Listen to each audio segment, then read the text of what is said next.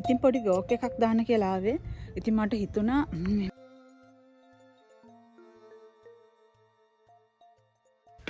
Hello කොහොමද ඉතින් ඔයාලා හැමෝම හොඳින් නේද?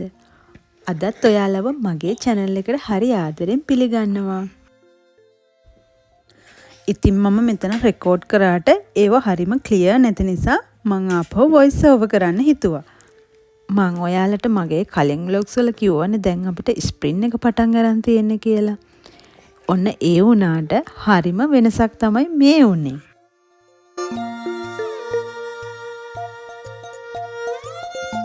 මේ ඉතින් ස්ප්‍රින් එක පටන් අරන් හරියටම මාස 1කමාරකට විතර පස්සේ තමයි. ඉතින් පෙරේද වෝනින් එකක් ආවා ඊයේ අපිට ස්නෝ කරනවා කියලා. කලින් දවස් ටිකේ එක දිගටම වැස්ස නිසා මේ විදිහේ සීතල වුණ නිසා පුතා ටිකක් අසනීප වුණා. ඉතින් ඇත්තටම ඊයේ ස්නෝ කරලා බලන්නකෝ වටපිටාව. ඉතින් හස්බන්ඩ් මට උදේ පෙන්නුවා ස්නෝ කරනවා කියලා. ඒ වුණාට ඉතින් මුළු රෑම ඇහැරලා හිටපු නිසා මට හිතුන්නේ නැගිටින්න. ඉතින් ඔය ඈතින් පේන්නේ කෝනට් පීක්. ඒ කියන්නේ ස්නෝ වැඩිපුර කරන ගොඩක් අය ස්නෝ ඉවෙන්ට්ස් කරන්න එන ලස්සන තැනක්. මම ගිය කන්ද තමයි මෙන්න මේ රිමාකබල් කන්ද.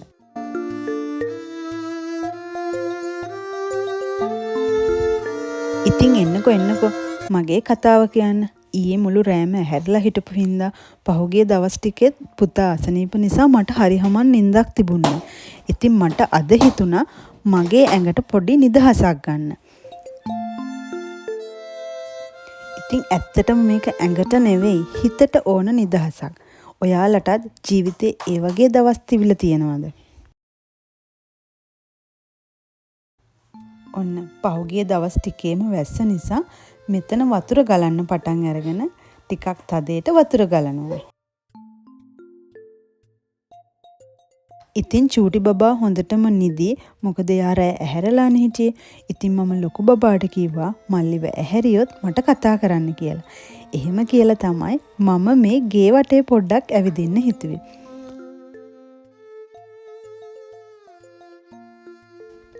ඉතින් ඔයත් මං වගේ දරුවොත් බලාගෙන ගෙදර වැඩත් කරගෙන ජොබ් එකකුත් කරගෙන ජීවිතේ ගත කරන අම්මා කෙනෙක් නම් මේ වීඩියෝ එක ඔයාටත් වැදගත් වෙයි.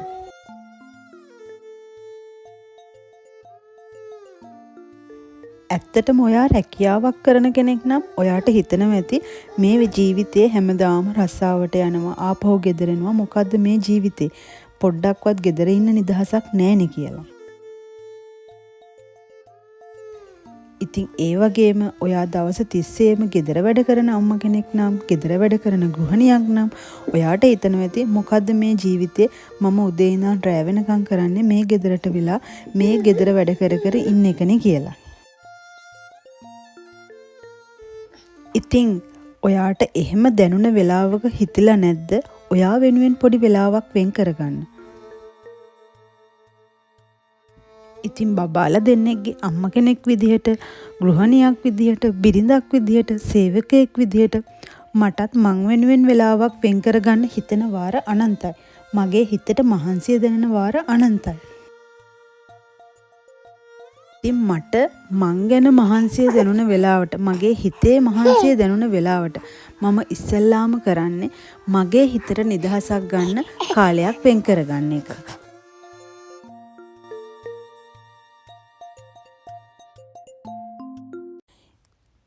මේ බලන්නකෝ සත්තුනුත් එහෙමයි. සත්තුත් රංචු පිටින් හිටියත් එයාලත් තනියම ගත කරන දවස් තියෙනවා. ඒ වගේ තමයි අපේ ජීවිතවලටත් පවුල් පිටින් හිටියට අම්මා තාත්තා සහෝදරයෝ දරුවෝ නෑදෑයෝ ඒ හැමෝමත් එක්ක ඉන්න හිතන දවස් වගේම තමයි අපි වෙනුවෙන් ඉන්න හිතන දවසොත් වැඩිපුර අපේ ජීවිතේට ඕන.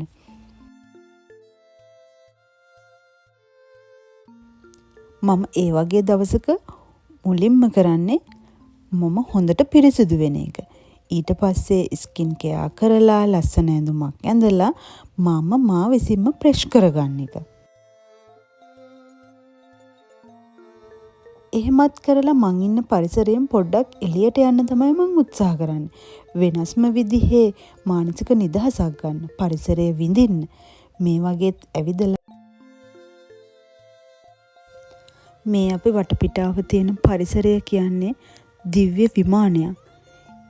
ඒ දිව්‍ය විමානයේ සැපතට වඩා සැනසීමක් වෙන කොහෙවත්ම නැතුව ඇති.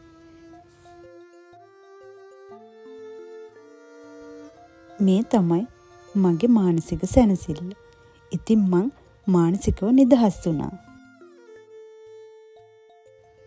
මං හරි ආසයි මං වටේ ඉන්න අයට රසට කෑම හොයලා දෙන්න. ඒකත් මට මානසික සැනසෙල්ල. හැබැයි මං වැඩිපුර මාස භාවනාවක් වගේ ඒ දේවල් කරන්න. ඒත් ඉතින් අම්මා කෙනෙක් විදිහට දැම්මට ඒකට කාලය හරිම අඩුයි.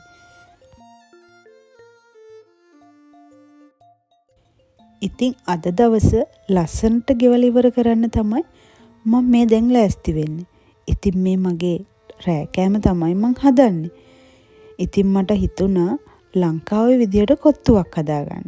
ඒකට ඕන කරන දේවල් තමයි මම මේ මුලින්ම ලෑස්ති කරගන්නේ.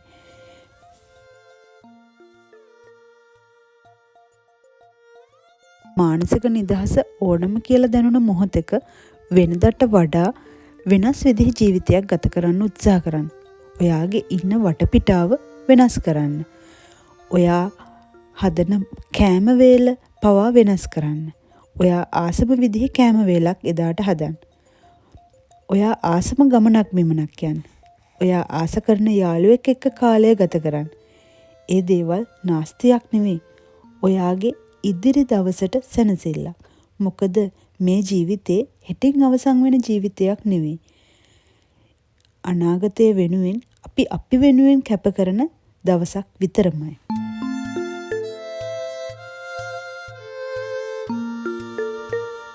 ඉතින් මේ මගේ කතාව.